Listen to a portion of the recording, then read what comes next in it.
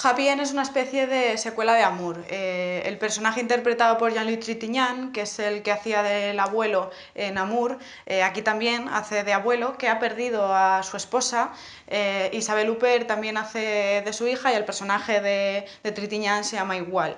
Pero no es simplemente una secuela o una segunda parte de Amour, no tiene tanto que ver con eso como con todo el cine de Haneke, y eso también se demuestra porque, aunque se habla de Amour, hay referencias ahí, también las hay de todo el resto de su cine. Aquí vamos a acompañar a tres generaciones de aristócratas franceses de una pequeña familia de herederos de una gran fortuna de una constructora en Calais. Poco a poco vamos a ir descubriendo cómo todos estos personajes son infelices. Cada uno de ellos va a contarnos un campo de desdicha distinto en el que las personas burguesas o aristócratas por las que pueden fugarse, y todo esto se representa de una manera muy sutil, o al menos es sutil en la mayoría de los casos, en otros sí que es más evidente. Pero más importante que su infelicidad es que son unos sociópatas, son unos psicópatas que, como veremos, sus agresiones pasan desapercibidas como comportamientos naturales. Y natural también es la cámara y la puesta en escena, que es un estilo muy hanekiano y aparenta pues una especie de falsa distancia por la que se supone que se ayuda a condenar mejor lo mostrado a cámara.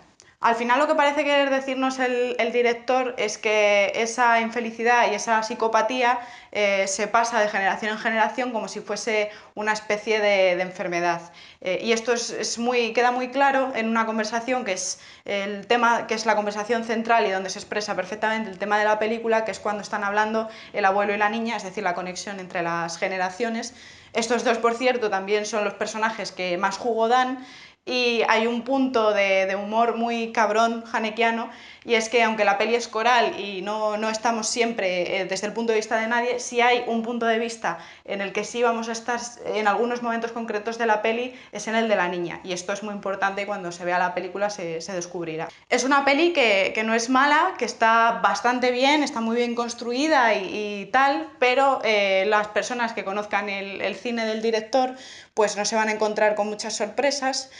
Como muchos sabrán, lo que suele hacer es coger unos elementos más o menos naturalistas, una historia real, y lo que hace es contar un gran subtexto que habla sobre toda la sociedad europea, y bueno, no voy a hacer spoilers, no voy a contar cuál es ese subtexto de esta película, pero ya te puedes imaginar que hay uno.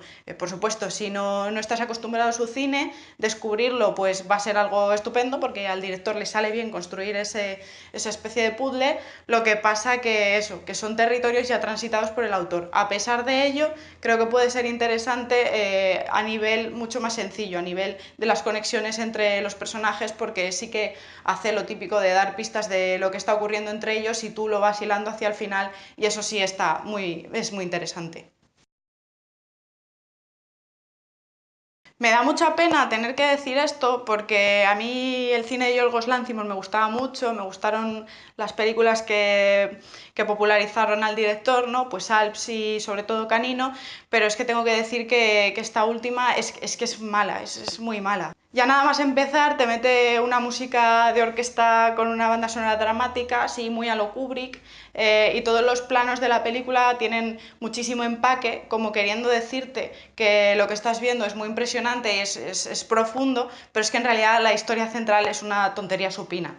Esto podría no ser grave si la película fuese irónica o si el guión tuviese un punto más pulp, si la comedia estuviese mejor armada, pero es que al final parece que había pretensiones y que tampoco había ganas de disimular el agotamiento de ideas de los que hace gala el director. En la peli vamos a conocer a una familia de doctores, a Nicole Kidman y a Colin Farrell, que tienen dos hijos pequeños, pues una de unos 12 años y el otro más bien de 8 o 9, y un chaval, un quinceañero misterioso, llega a sus vidas y por X motivo les lanza una maldición que hará que tengan que enfrentarse a una decisión muy problemática. Pero ya está, eso es todo. En la peli no hay nada de juegos lingüísticos o de parodia o de ciencia ficción como en películas anteriores y tiene pinta de que tanto Lanthimos como Evdimis Filippou, que es su guionista habitual y que aquí pues obviamente también es muy importante, han querido llevar a la pantalla un relato rollo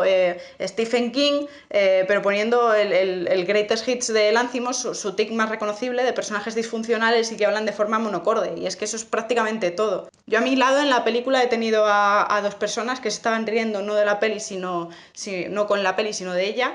Y también ha habido abucheos al final de ella. Yo lo puedo entender. A mí es que me ha aburrido. Entonces esto es una pequeña decepción.